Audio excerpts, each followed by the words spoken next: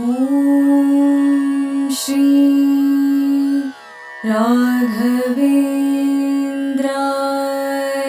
नमः। श्री गुरुभ्यो नमः। परमगुरुभ्यो नमः। श्री पदानंद तीर्थ भगवत्पादाचार्य गुरुभ्यो नमः। श्री वेदव्यासाय नमः। लक्ष्मी हयग्रीवाय नमः। लक्ष्मी वेंकटेशाय नमः।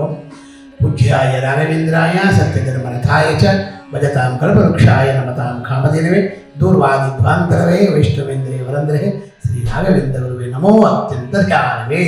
ಶ್ರೀ ಕ್ಷೇತ್ರ ಆಗಿರ್ತಕ್ಕಂಥ ಜ್ವಾಲಾ ಭವರೋಗ ವಿದ್ಯೆ ಲಕ್ಷ್ಮೀ ನರಸಿಂಹದೇವರ ಸನ್ನಿಧಾನ, ನವ ನರಸಿಂಹದೇವರ ಸನ್ನಿಧಾನ, ಅದರೊಳಗೆ ವಿಶೇಷವಾಗಿ ಸಂತಾನ ಗೋಪಾಲಕೃಷ್ಣ ಇರ್ತಕ್ಕಂಥ ಸನ್ನಿಧಾನ, ವಿಶೇಷವಾಗಿ ಮುಖ್ಯ ಪ್ರಾಣದೇವರ ಸನ್ನಿಧಾನ, ನಮ್ಮ ನಿಮ್ಮ ಗುರುಗಳಾಗಿರ್ತಕ್ಕಂಥ ರಾಯರ ಸನ್ನಿಧಾನದಲ್ಲಿ ವಿಜೇಂದ್ರ ತೀರ್ಥರು, ಜಯತೀರ್ಥರು, ರಾಯರು ಮೂರೂ ಮುತ್ತಿಗೆ ಇರ್ತಕ್ಕಂಥ 48 ಸಾಲಿಗ್ರಾಮ ಇರ್ತಕ್ಕಂಥ ಇಂತಹ ಕ್ಷೇತ್ರದಲ್ಲಿ ರಾಯರು ಎಲ್ಲರಿಗೂ ಅನುಗ್ರಹವನ್ನು ಮಾಡಬೇಕು. ಹೇಗೆ ಅನುಗ್ರಹವನ್ನು ಮಾಡ್ತಾರೆ? ಅವರವರ ಕಷ್ಟಗಳನ್ನು ಪರಿಹಾರ ಮಾಡ್ತಕ್ಕಂಥವರೇ ನಮ್ಮ ಗುರುಗಳು. ಆ ಗುರುಗಳ ಅನುಗ್ರಹ ಹೇಗಿರುತ್ತೆ? ಸಂತಾನ ಸಂಪತ್ ಪರಿಶುದ್ಧ ಭಕ್ತಿ ವಿಜ್ಞಾನವಾಗ್ ಬಾಳಿಟುವಾಟವಾದಿ ಧ್ಯತ್ವಾ ಶರೀರೋಸ್ಥ ಸಮಸ್ತ ದೋಷ ಅಥ್ವಾಸನೋ ವ್ಯಾಗ್ ಗುರು ರಾಘವೇಂದ್ರ. ಬಹಳ ವಿಶೇಷವಾಗಿರ್ತಕ್ಕಂಥ ಪವಾಡ ಇದು. ಮೈಸೂರಿನಲ್ಲಿರ್ತಕ್ಕಂಥ ಒಬ್ಬ ಮಹಾನುಭಾವ, ಒಬ್ಬರಿಗೆ ಮದುವೆ ಆಗಿದೆ, ಗಂಡ ಹೆಂಡತಿ ವಿಶೇಷವಾಗಿ ಇದ್ದಾರೆ, ಒಳ್ಳೆಯ ಕೆಲಸದಲ್ಲಿದ್ದಾನೆ, ಅವನಿಗೆ ಒಂದು ವಿಶೇಷವಾಗಿ ಸಂತಾನ ಭಾಗ್ಯವಾಗಿದೆ, ಮಕ್ಕಳು ಗಂಡು ಮಗು ಆಗಿದ್ದಾನೆ, ಎಲ್ಲವೂ ಆಗಿದೆ. ಭಗವಂತನ ದಯ, ಗುರುಗಳ ದಯ, ರಾಯರ ದಯ, ಹನುಮಂತ ದೇವರ ವಿಶೇಷವಾಗಿರ್ತಕ್ಕಂಥ ಅನುಗ್ರಹ. ಅದರಲ್ಲೂ ವಿಶೇಷವಾಗಿ ಅವನು ನರಸಿಂಹದೇವರು ನಂಬುತ್ತಾನೆ. ನರಸಿಂಹದೇವರ ವಿಶೇಷವಾಗಿರ್ತಕ್ಕಂಥ ಅನುಭವದಿಂದ ಅವನಿಗೆ ಸಂತಾನ ಭಾಗ್ಯ ಆಗಿದೆ, ಗಂಡು ಮಗು ಆಗಿದೆ, ಆಗಿ ಎಲ್ಲ ವಿಶೇಷ ಆಗಿದೆ. ಅವರಿಗೆ 25, 24, 25 ವರ್ಷಗಳಾಗಿದೆ ಮಗನಿಗೆ. ಆ ಮಗನಿಗೆ 25 ವರ್ಷ ಆದ ನಂತರ ಅವನಿಗೆ ಮದುವೆ ಆಗಬೇಕು. ಮದುವೆಗೋಸ್ಕರವಾಗಿ ಗಂಡನ್ನು ಹುಡುಕ್ತಾ ಇರ್ತಾನೆ. ಆದರೆ ಅವರ ಮನೆಯಲ್ಲಿ ಏನು ಸಮಸ್ಯೆಗಳಿರುತ್ತೆ?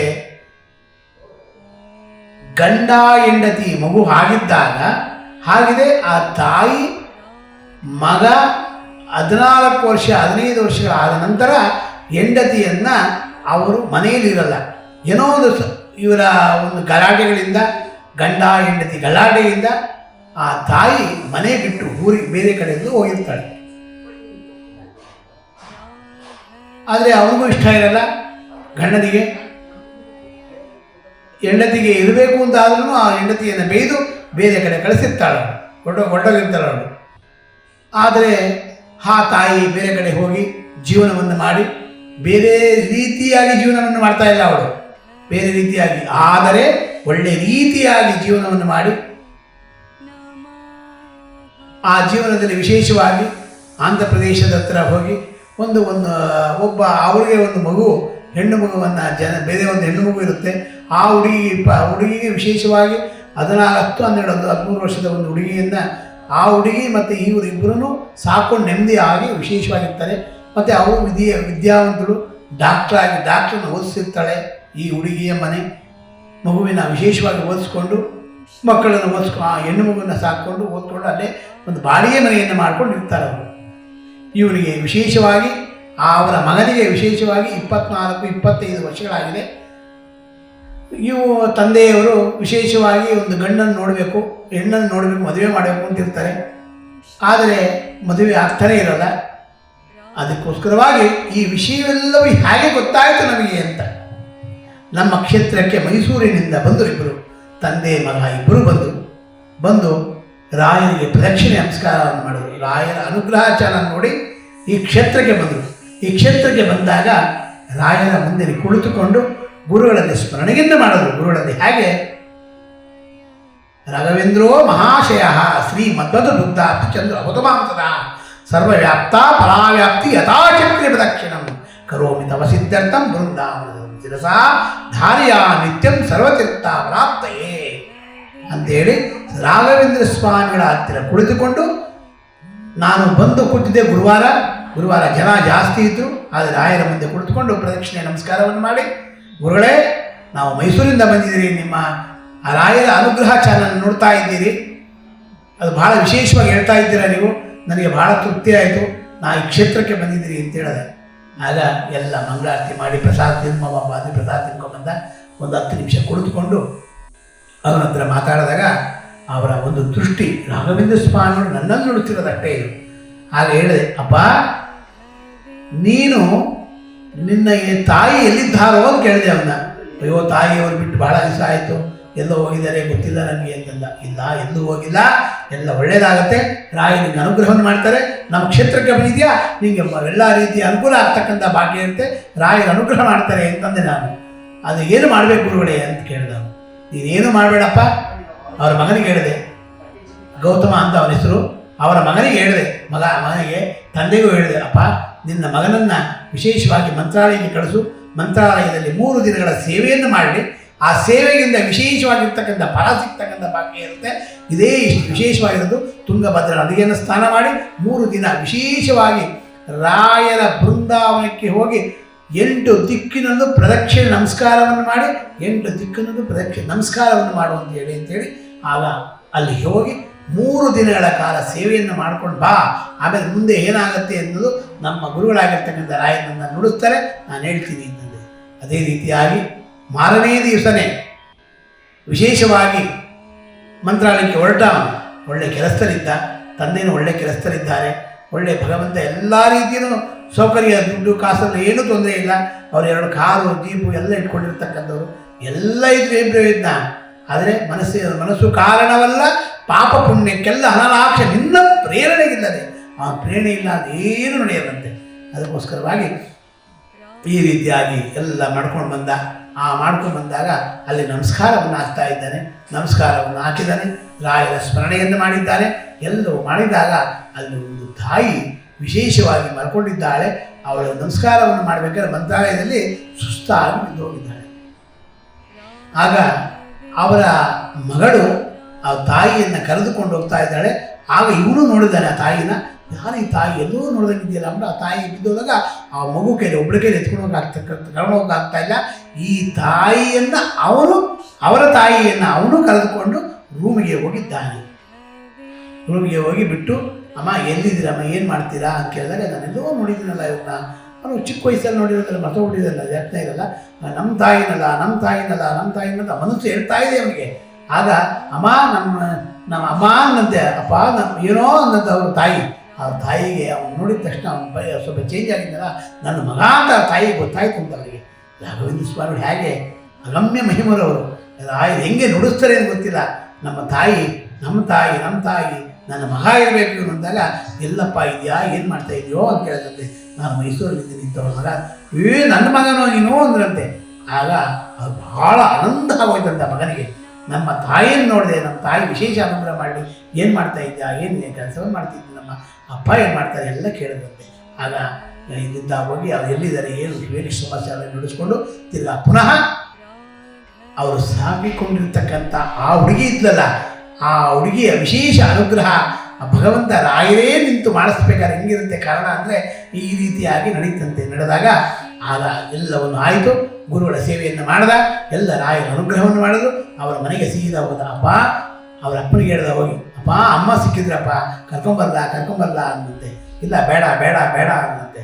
ಆಗ ಒಂದು ದಿನ ನನಗೆ ಫೋನನ್ನು ಮಾಡೋದು, ಈ ಎಲ್ಲ ರಾಯರ ಸೇವೆಯನ್ನು ಮಾಡಿದ್ದಾನೆ, ರಾಯರ ಅನುಗ್ರಹವನ್ನು ಮಾಡಿದ್ದಾರೆ, ರಾಯರ ಅನುಗ್ರಹ ಸಂಪೂರ್ಣವಾಗಿ ಆಗಿದೆಯಪ್ಪ ಅಂತ ನಾನು ಹೇಳಿದೆ. ಫೋನನ್ನು ಮಾಡಿದಾಗ ರಾಯರ ಅನುಗ್ರಹ ಸಂಪೂರ್ಣವಾಗಿ ಆಯಿತು. ಅವರಿಗೆ ರಾಯರ ಅನುಗ್ರಹದಿಂದ ಮುಂದಕ್ಕೆ ಏನು ಮಾಡಬೇಕು ಅಂದಾಗ ನನಗೆ ಕೇಳಿದ್ರು. ನಾನು ಹೇಳೋಕ್ಕೇನು, ನಾನು ಅದಕ್ಕೆ ಬನ್ನಿ ಎಂದೆ. ಬಂದರು. ಈ ರೀತಿಯಾಗಿ ಬಂದಾಗ ವಿಶೇಷವಾಗಿ ಅವ್ರ ಮಗನ ಕೇಳಿದೆ, ಎಲ್ಲವೂ ಆಗಿದೆ ಗುರುಗಳೇ, ನಮ್ಮ ತಾಯಿ ಸಿಕ್ಕಿದ್ರೆ, ನಮ್ಮ ತಾಯಿ ಸಿಕ್ಕಿದ್ರು, ನಮ್ಮ ತಾಯಿ ನೋಡಿದ್ದು ಬಹಳ ಆನಂದ ಆಯಿತು. ನಮ್ಮ ಅಪ್ಪ ಅವ್ರಿಗೆ ಹೇಳಿದೆ, ಈ ಥರ ಎಲ್ಲ ಕೇಳಿದಾಗ ಈ ರೀತಿ ಆಗಿದೆ ಅಂತ, ಈ ಬೇಡ ಅಂದರು. ಅದಕ್ಕೇನು ಮಾಡೋದು, ಅದಕ್ಕೋಸ್ಕರ ಆಗ ಒಂದು ಬಳ್ಳಾರಿಯಿಂದ ವಿಶೇಷವಾಗಿ ಒಂದು ವಧು ಬಂದಿತ್ತು. ಅವಳು ಶ್ರೀಮಂತ ಹುಡುಗಿ, ಡಾಕ್ಟ್ರಾಗಿದ್ದ ಅವಳನ್ನು, ಡಾಕ್ಟ್ರಾಗಿ ಓದ್ತಾ ಇದ್ದ ಅವಳನ್ನು, ಡಾಕ್ಟ್ರಾಗಿ ವಿಶೇಷವಾಗಿ ಕೆಲಸದಲ್ಲಿದ್ದು, ಇವನು ಒಳ್ಳೆ ಕೆಲಸದಲ್ಲಿದ್ದ. ಹಾಗೆಲ್ಲವೂ ಆಗಿದೆ. ಇದೇನು ಆ ಹುಡುಗಿನ ನಾವು ಮದುವೆ ಮಾಡ್ಕೊಬೇಕು, ಆ ಹುಡುಗಿನ ಅಂತ ತಿಳ್ಕೊಟ್ಟೆ ನೋಡಿದ್ದೇನೆ, ಜಾತಕ ಎಲ್ಲ ಕೂಡಿದೆ, ಎಲ್ಲವೂ ಆಗಿದೆ. ಆದರೆ ಅವರ ಮನೆಗೆ ಇವರು ಹೋಗಬೇಕು, ಹೋಗಿದ್ದಾರೆ.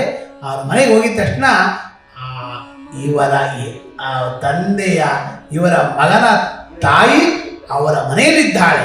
ಅವಳೇ ಸಾಕಿ ಅವಳನ್ನು ವಿಶೇಷವಾಗಿ ಅನುಗ್ರಹ ಇದು ಮಾಡಿದ್ದಾರೆ. ಯಾರವಳು?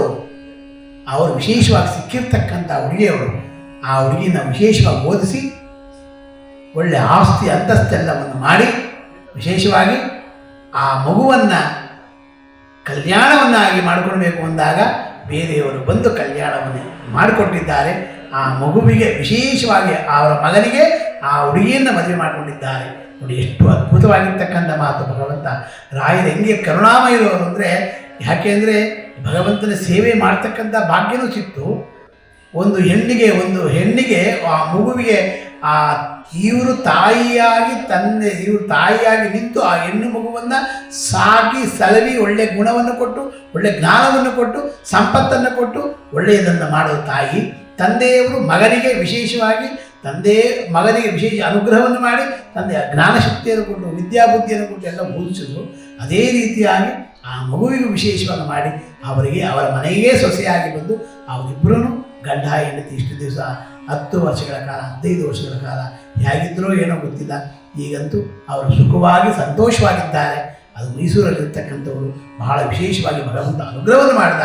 ರಾಘವೇಂದ್ರ ಸ್ವಾಮಿ ಹೇಗಪ್ಪ ಅಂತಂದರೆ ಯಾವುದೇ ಒಂದು ರೀತಿಯಲ್ಲಾಗಲಿ 1 ತಿಂಗಳಲ್ಲಿ ಇವೆಲ್ಲ ನಡೆದೋಗ್ಬಿಟ್ಟಿದೆ. ಅಂಥ ಮಹಾನುಭಾವರು ಗುರುಗಳು. ವಿಶೇಷವಾಗಿ ರಾಘವೇಂದ್ರ ಸ್ವಾಮಿಗಳು ಅವರ ಮಗುವನ್ನು ವಿಶೇಷವಾಗಿ ಅವನ ಮದುವೆ ಆಯಿತು. ಲಗ್ನ ಪತ್ರಿಕೆಯನ್ನು ತೊಗೊಂಬಂದು ಕೊಟ್ಟು, ರಾಯರೇ ನೀವು ಬರಬೇಕು, ವಿಶೇಷವಾಗಿ ಇದೇ ಮೈಸೂರಲ್ಲಿ ಮದುವೆ ಮಾಡ್ಕೊತಾ ಇದ್ದೀನಿ ನಾನು ಅಂತ ಹೇಳಿದ. ಇಲ್ಲಿಂದನೇ ಆಶೀರ್ವಾದ ಮಾಡಿ ಭಗವಂತ ಎಲ್ಲರಿಗೂ ಅನುಗ್ರಹ ಮಾಡಲಿ ಅಂತ ಹೇಳಿದೆ. ಅಂತ ತಂದೆ ತಾಯಿ ಮತ್ತು ಸೊಸೆ ಮತ್ತು ಮಗ 4 ಜನ ಬಂದು ರಾಘವೇಂದ್ರ ಸ್ವಾಮಿಗಳ ಸನ್ನಿಧಾನಕ್ಕೆ ರಾಯರಿಗೆ ಬೆಣ್ಣೆ ಅಲಂಕಾರವನ್ನು ಮಾಡಿಸಿ, ರಾಯರಿಗೆ ಸೇವೆಯನ್ನು ಮಾಡಿ, ರಾಯನ ಪ್ರಸಾದವನ್ನು ಸ್ವೀಕಾರವನ್ನು ಮಾಡಿ ನಮ್ಮ ಸಂಸಾರದ ಇಷ್ಟು ವರ್ಷಗಳ ಕಾಲ ವಿಶೇಷವಾಗಿ ತೊಂದರೆಗಳೆಲ್ಲ ಇತ್ತು. ಇನ್ನು ಮುಂದೆ ಯಾವುದೂ ತೊಂದರೆ ಬರೋದಿಲ್ಲ. ಒಳ್ಳೆ ಜ್ಞಾನ ಒಳ್ಳೆ ಸಂಪತ್ತು ಬಂದು ನಮ್ಮ ಕುಲವನ್ನು ಉದ್ಧಾರ ಮಾಡ್ತಕ್ಕಂಥ ಭಾಗ್ಯ ಕೊಡಪ್ಪ ಅಂತೇಳಿ ಭಗವಂತನೇ ಪ್ರಾರ್ಥನೆ ಮಾಡಿಕೊಂಡವರು. ಆ ಪ್ರಾರ್ಥನೆ ಮಾಡಿಕೊಂಡಾಗ ಅವರ ಮನೆ ಕುಲದೇವರಾಗಿರ್ತಕ್ಕಂಥ ಆ ನರಸಿಂಹದೇವರ ಅನುಗ್ರಹ, ರಾಯರ ಅನುಗ್ರಹ, ತಿರುಪತಿ ತಿಮ್ಮಪ್ಪನ ಅನುಗ್ರಹ, ರಾಘಪ್ಪನ ಅನುಗ್ರಹ ಸಂಪೂರ್ಣವಾಗಿ ಆಗಲಿ ಅಂತೇಳಿ ಭಗವಂತನ ಪ್ರಾರ್ಥನೆ ಮಾಡಿಕೊಂಡೆ ನಾನು. ಅವರಿಗೆ ಅನುಗ್ರಹ ಆಗಿದೆ.